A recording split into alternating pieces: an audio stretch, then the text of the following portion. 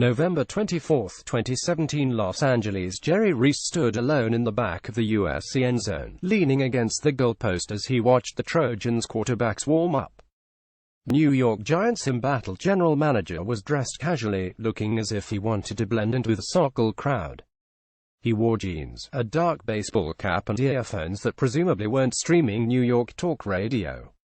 While his ears were occupied, Reese's eyes focused on the future Sam Darnold, a 20-year-old prodigy who will be some team's future. Reese's intense stare was interrupted by a gentle tap on the shoulder from his New York Jets counterpart, Mike McCanyon, who stopped to say hello. They exchanged pleasantries for about 2 minutes, creating this oddly appropriate scene. Here were the top football men in New York, both in search of a young franchise quarterback, standing about 10 yards away from the potential top pick in the 2018 draft. On the other side of the field was UCLA's Josh Rosen, another elite quarterback prospect. NFL executives aren't allowed to comment about underclassmen. A mind reader from the Venice Beach boardwalk might have helped for our purposes, but you can assume Reese and McCanyon wouldn't have made the cross-country trip if they weren't intrigued. For the Jets, Giants and 18 other teams, it was one-stop scouting Saturday night at the Los Angeles Memorial Coliseum. It was Darnold versus Rosen, and each delivered in his own unique style. For the quarterback-needy franchises in attendance, the soundtrack to the evening was probably similar to a lyric from the movie La La Land. City of stars, are you shining just for me? New York should be a city of stars, especially when it comes to quarterbacks. But two-time Super Bowl champion Eli Manning, 36, is in the twilight of his Giants career, and the Jets haven't had a transcendent player at the game's most important position since Joe Namath. Broadway Joe is 74, old enough to be Darnold's or Rosen's grandfather. Now we have a rare storm developing on the horizon. The Giants' 29 could have a top 3 draft pick and the Jets' 46 could be in the top 10, setting up some New York-style quarterback drama come April. The last time the Jets and Giants used top 10 picks on quarterbacks in the same year was never. Wouldn't it be cool if Darnold and Rosen took their rivalry to New York? They're both can't-miss guys, said former Super Bowl champion Trent Dilfer, a California-raised quarterback who has known both players since they were in high school in Southern California. Without speaking in hyperbole, they're two of the best prospects we've had in a while. Sam is intuitive. He's cool. His best stuff comes out in the clutch. Josh is just pure. He's like a golfer who hits everything in the middle of the face. And I don't think New York would be too big for either one of them. Sam Darnold could opt to wield his sword at USC for another season. Brian Rothmuller, on Sportswire. Getty Images. Keyshawn Johnson, a former No. 1 overall pick who made the jump from USC to the New York stage as a member of the Jets, believes both players have the talent and mental toughness to survive the glare of Gotham.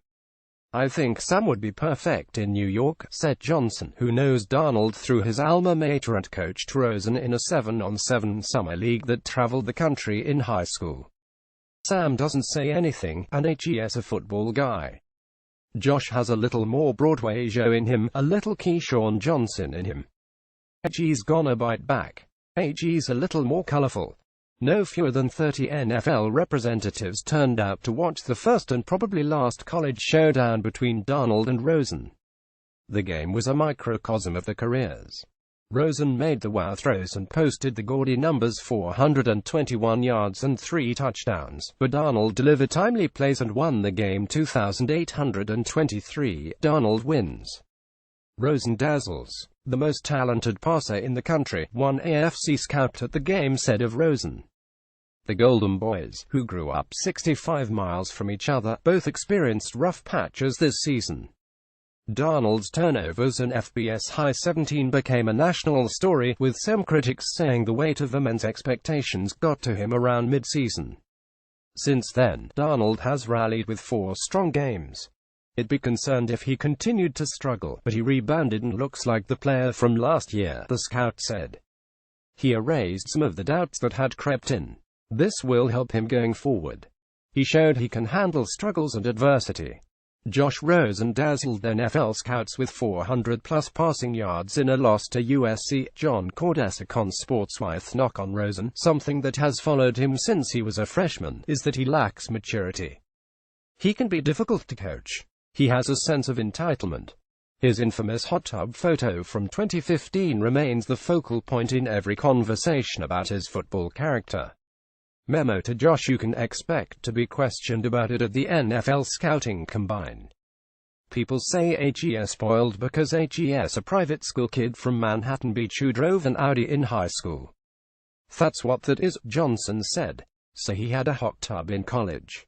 That's what everybody's looking at. If I were him, he'd have a hot tub too.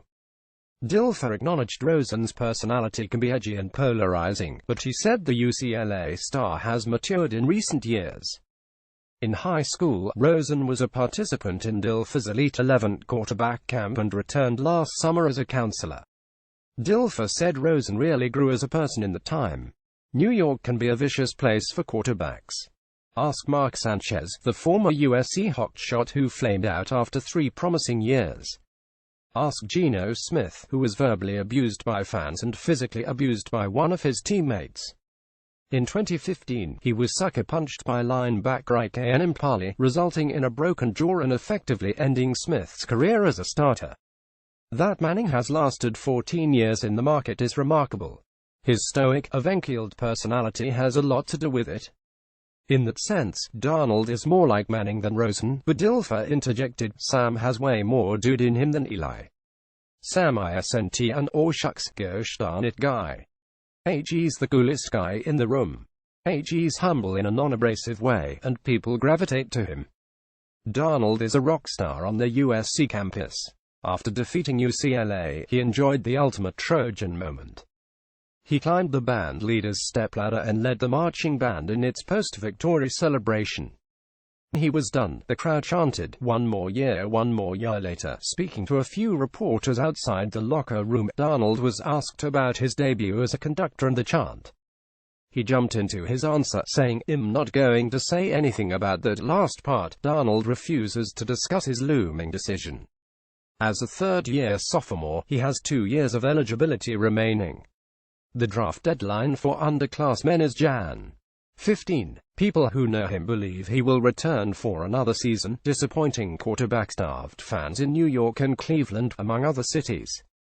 Why stay? He has only 21 career starts, and he happens to like college life, even without a hot tub in his room. Others say his decision could hinge on which team has the number 1 overall pick.